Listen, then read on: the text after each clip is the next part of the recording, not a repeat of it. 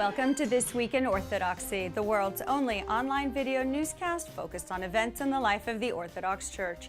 I'm Emmy Louveris. These are the stories making headlines this week.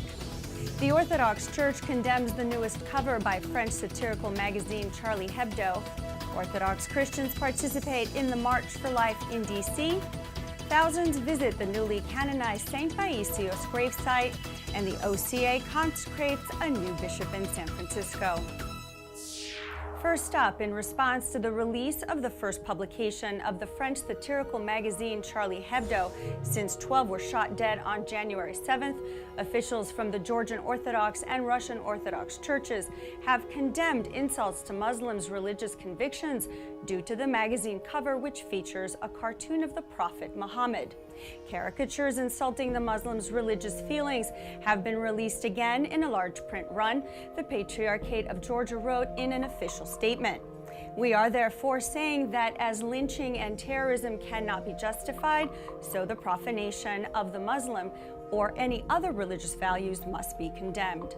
The head of the Synodal Department of Church and Society Relations of the Moscow Patriarchate also spoke out against the cartoon, saying, "We need to fight against terror. Terror can't be justified. But it doesn't mean that we have to side with provocation, blasphemy, or insult of certain personalities." On to the U.S. Capitol, where the Assembly of Canonical Orthodox Bishops sent a delegation to the annual March for Life on January 22nd in Washington, D.C.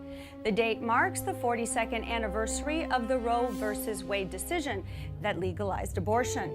Metropolitan Methodius will lead the delegation, joined by Metropolitan Tikhon, Bishop Michael, and Bishop Demetrios Mokisos.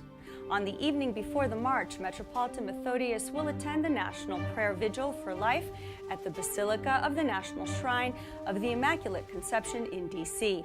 The rally begins at noon on the National Mall. Last week, we reported on the canonization of Elder Paisios as a new saint in the Orthodox Church, and a week later, the small northern Greek town of Suroti has seen thousands of Orthodox faithful making a pilgrimage to his gravesite. Traveling throughout the Balkan region, they participated in a divine liturgy and a 5-night prayer service at a local women's monastery. St. Paisios' canonization is the second fastest in recent church history. St. Nectarios of Pendapolis was canonized 40 years after his death in 1921. Miracles needn't be performed in order to determine sainthood in the Orthodox faith. In many cases, a candidate's reputation plays an important role in determining sainthood. St. Paisios is commemorated on July the 12th.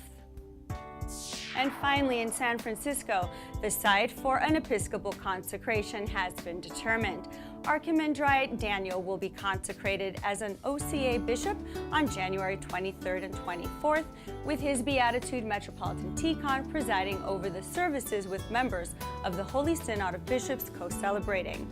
The following Sunday, Bishop Daniel will conduct his first Divine Liturgy at the Protection St. Seraphim Church in Santa Rosa, California.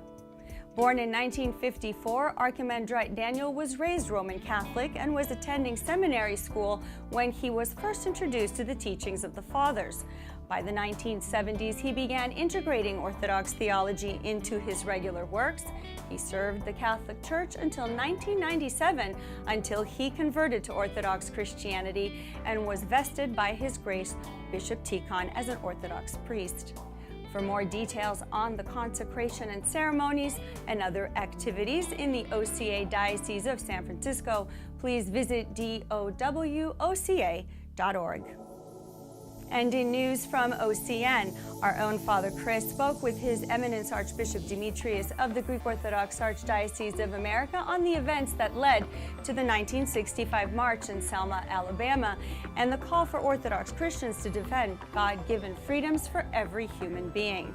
His Eminence states that it's not about politics, but that we have a deep-rooted calling to fight for human freedoms. To listen to that interview and access the many breaking stories, blogs, podcasts and videos available on the latest topics of interest. Be sure to log on to myocn.net and visit our Facebook page to become part of our growing Facebook community by liking our page and sharing our posts. With over 345,000 likes, the images and information shared is nothing short of amazing. And that brings another edition of This Week in Orthodoxy to a close. For everyone here in our OCN studios, I'm Emmy Louveris. Let's go forth in peace.